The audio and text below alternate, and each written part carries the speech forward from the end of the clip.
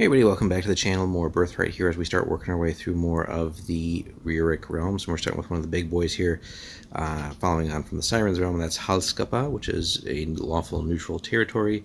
It's recommended, so it is available for play. And the summary here, so Halskapa, which literally in their language translates to Iron Cape, is the most powerful of the Rjurik domains, formed from a union of influential clan jarls, all of whom swear fealty to the king at Skapa Hjaring.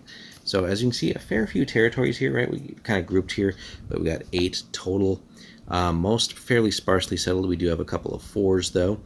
Still plenty of magical potential on the land, too, although you can see there's no current sources developed.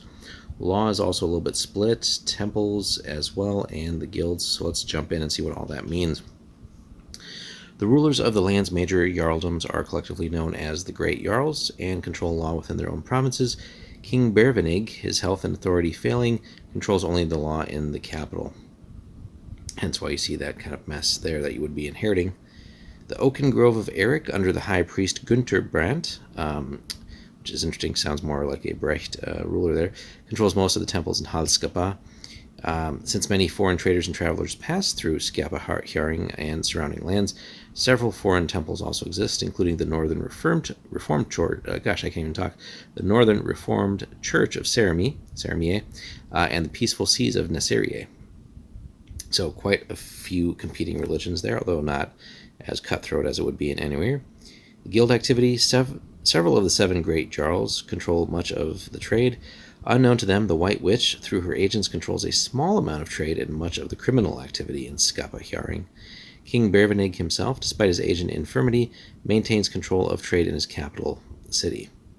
There's no current sources controlled in there, even though some of the less populated provinces have substantial magical potential and could be exploited by an ambitious wizard. The Rjurik distrust of wizards may make such activities difficult, however, so that explains that. So if you're taking this on, you got a decent amount of regency started, generated and accumulated there, 21 and 20. The treasury has maintained a healthy treasury of 20 gold bars, which is pretty solid, and typically raises 12 per turn. So you're not hurting economically, but again, you do have that sort of somewhat cutthroat guild activity there, especially with the White Witch's influence as well. But could be more that you could get out of the country, certainly, especially if you're able to rule some of the provinces up a little bit too and sort of more populate the country.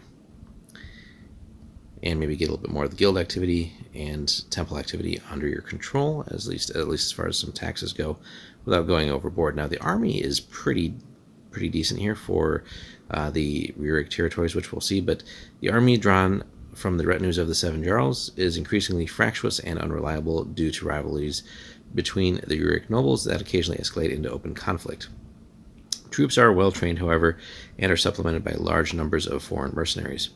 Its elite infantry is a body of veterans known as the Wolf Guard. So you have here, and we've taken a look at the army cards before, so you can go back and reference that when we did the unboxing for the expansion.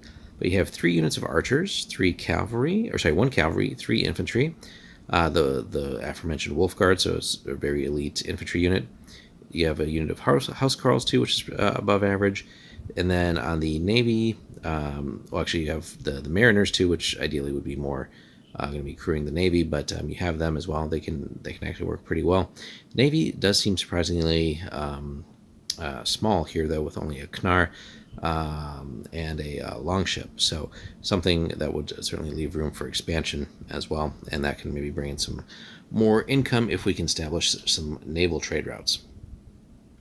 Now, the current king, if you were taking him on, although probably would be wanting to take on someone else in maybe one of the other families, or maybe like a successor here, like a son or something like that, or some other relative. But he's a level 7 fighter, so King Bervenig has a very solid bloodline there, and lawful neutral. Now he's ruled for nearly 50 years, so again, he's getting old, weak, and also increasingly losing his mind. In his prime, though, he was wise and intelligent, if somewhat stern ruler, and brought the 7 diverse jarls together, and he knew when to negotiate, when to compromise, and when to invoke his authority as king. Under his rulership, the land remained strong and prosperous. Now, though, times are changing, so even his most fervent apologists admit that his time is past. and that soon the land is going to be in want of a new regent.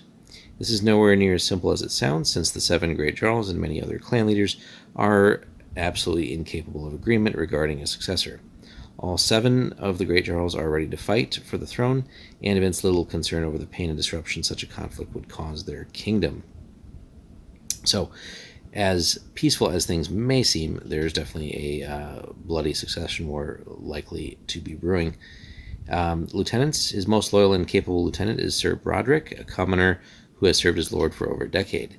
He's a rare voice of reason in the increasingly shrill argument over who should succeed the king, but his words are rarely heard, let alone heeded. The other lieutenants are his own cousins and capable assistants drawn from the courts of the 7 Jarls. These individuals, loyal to their leaders, are likely to fall into chaos should a succession struggle erupt, which it very likely will. So other important NPCs, and there's quite a few here, and also some very high-level ones too. So we were given info here on the 7 Great Jarls. So you have Derg Weir of Selkowske, level 11 fighter, very impressive there.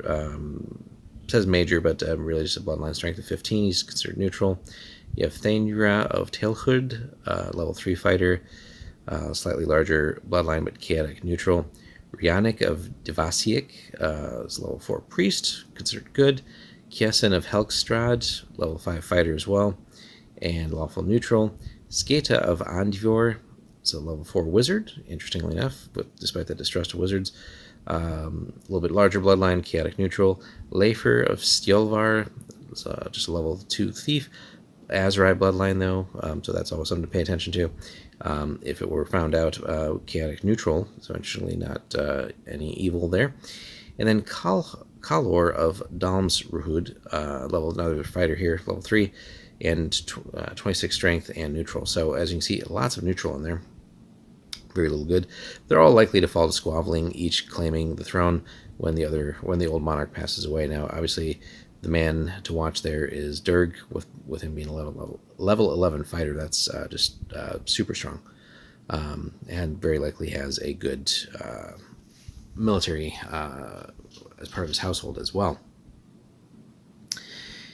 That being said, if you were stepping into this and not part of one of the families, you could maybe look at some of the ones that are more lawful and perhaps good as far as the priest goes, and trying maybe building a coalition around that. But yeah, you got your work cut out for you there.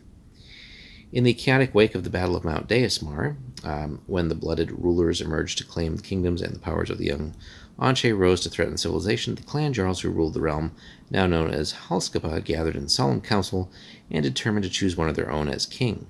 Within 2 decades, the new kingdom had emerged as the most powerful and prosperous Rjurik realm. Since then, Halskapa's influence has grown. The great city of Skapahjaring has become an important trade center, and the iron legions of the Halskapan monarch have held the realm's various enemies at bay.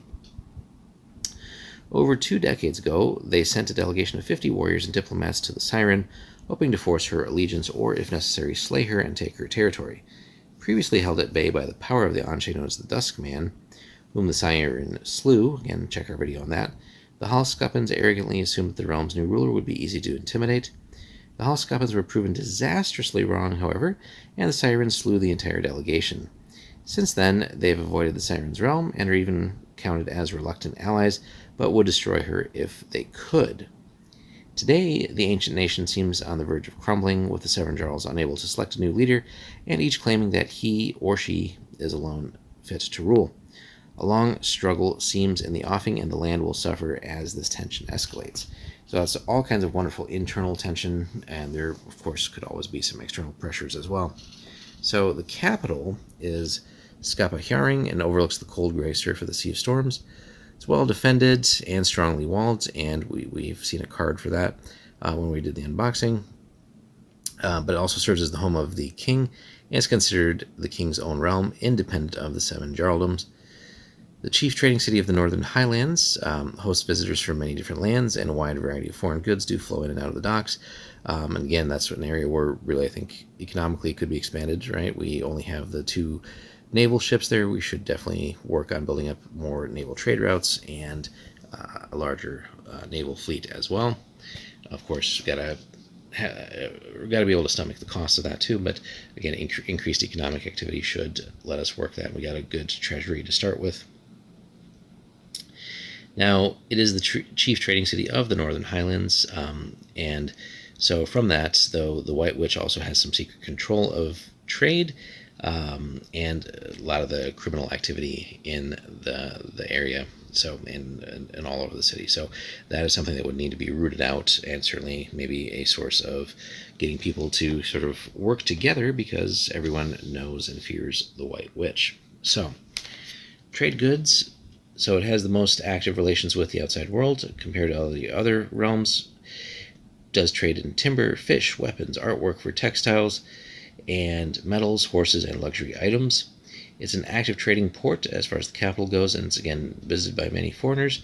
You got sea routes currently existing between there and Borroween in Sea's Edge and Avenil in Anawir. So two of the major powers down there too.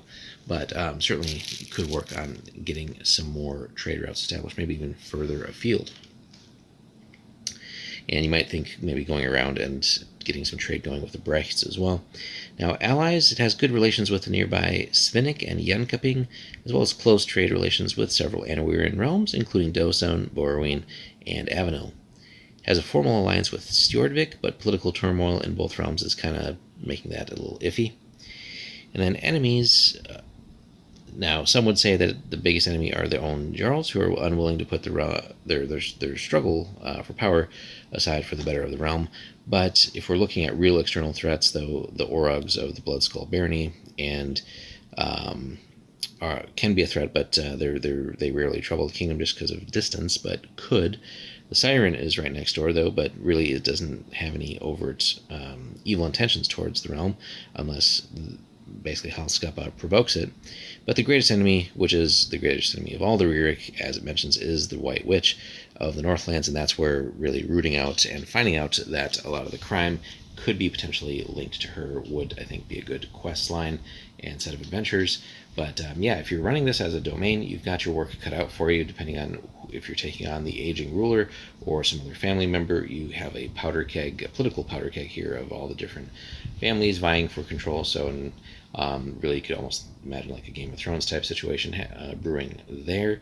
But as far as just raw stats go, you got plenty of territory, plenty of opportunity to rule the realm. There are no sources cultivated yet, so getting maybe some sort of wizard added to the court and integrating that culturally would be something. The guild activity, again, we're looking at the White Witch there, so that's something to root out. And then the temple situation seems fine. There's no like real conflict there, but again, something to maybe get a little bit of income for the crown from them as well. And then army-wise, pretty good starting off. Again, we mentioned the Navy a couple times. We really should expand that, expand naval trade, and maybe just shore up a couple of extra units here and there. So I would imagine adding cavalry right away would be good. And then if we're expanding the Navy, probably want more units of mariners as well. But from there, yeah, lots of interesting opportunities for conflict, internal and external. You know, if you wanted to, at some point, you probably could take over the Sirens realm, but there would be a real cost to that, and that might not be something that the realm can stomach. So now, if we're adventuring in here, all kinds of opportunity, it being one of the largest, most powerful Rjurik realms, we can take any of these current issues that the country's facing and really just stream out all kinds of different quest ideas and things like that. Maybe we get involved with the different families and start doing quests there. Maybe it makes sense to ally with one or not. Maybe the king is sending you there to sort of play them against each other. There's all kinds of opportunities here, but a fun realm nonetheless. At some point, we'll cover the player's secrets guide as well. But let us know your thoughts on Halskapa. Have you run it? How has that looked in a campaign? Or have you just adventured in the Rjurik lands? Hit us up in the comments. Be sure to like and subscribe, and we'll see you in the next one.